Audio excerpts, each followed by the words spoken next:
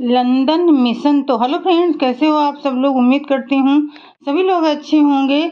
तो फ्रेंड्स, अंग्रेजी सरकार और इंग्लैंड के राजनीतिज्ञों से अछूतों की मांगों को रखने के लिए डॉक्टर अंबेडकर ने जो स्मरण पत्र तैयार किया था, उसका सारांश नीचे दिया जाता है। नए विधान में अल्पसंख्यकों के अधिकारों की रक्षा के प्रश्न पर क्या ब्रिटिश कैबिनेट मिशन और अंग्रेज सरकार स्वतंत्र रूप से कुछ कर सकने के अधिकार का प्रयोग करेगी? यह बहुत से सवालों में से एक खास सवाल था जिसे डॉक्टर साहब ने अपने बहुत बड़े स्मरण पत्र में पूछा था। इस स्मरण पत्र को इस उद्देश्य से तैयार किया गया था कि कैबिनेट मिशन के प्रस्ताव अछूतों के लिए हानिकारक हैं। यह स्मरण पत्र कैबिनेट मिशन द्वारा आयोजित विधान परिषद के विषय में कहता है। भारत के अछूतों को यह जानकर बड़ा ताज्जुब हुआ कि उन्हें हिंदुओं के साथ बांध दिया गया है। समय समय पर सरकार द्वारा ये घोषित किया गया है कि हिज मजेस्टी सरकार अछूतों को भारतीय राजनीति में एक पृथक सत्ता स्वीकार करती है।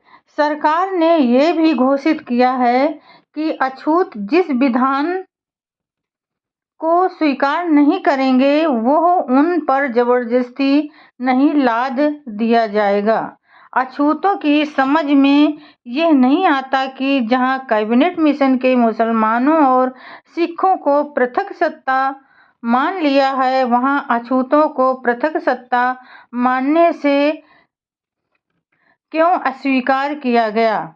18 जुलाई 1946 को Lord Pethick, Lawrence Mister and B Alexander और सर स्टेफर्ड क्रिस्प ने पार्लियामेंट में यह बताया था कि अछूतों के प्रायः सभी सीटों को कांग्रेस ने जीती थी, अतः कांग्रेस उनका प्रतिनिधित्व करती है।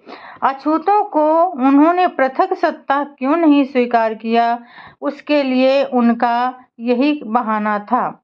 उनके बचाव की यह बुनियाद भी अब नहीं ठहर सकती।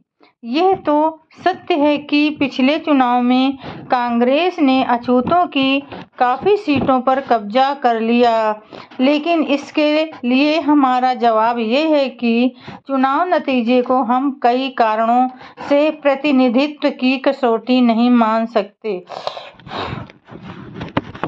पहला कारण तो यही है कि अछूतों के दल में ब्रिटिश सरकार से सहयोग करके भारत की जनता को अपने से नाराज कर दिया था।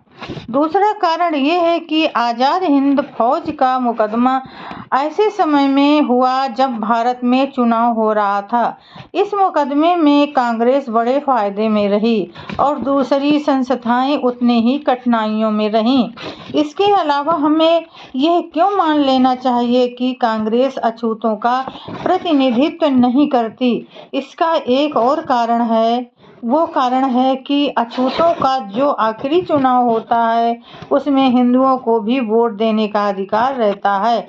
क्योंकि हिंदुओं के बहुत ज़्यादा वोट हैं, अतः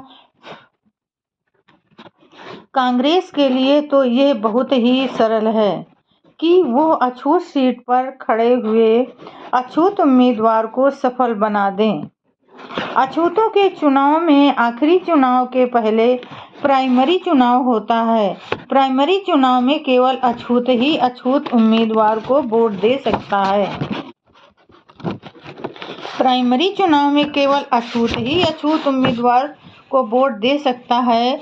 प्राइमरी चुनाव ही वो कसौटी हो सकता है जिसके द्वारा यह जाना जा सकता है कि अछूतों का प्रतिनिधित्व कांग्रेस करती है। जिसके द्वारा यह जाना जा सकता है कि अछूतों का प्रतिनिधित्व कांग्रेस करती है या शेड्यूल कास्ट फेडरेशन।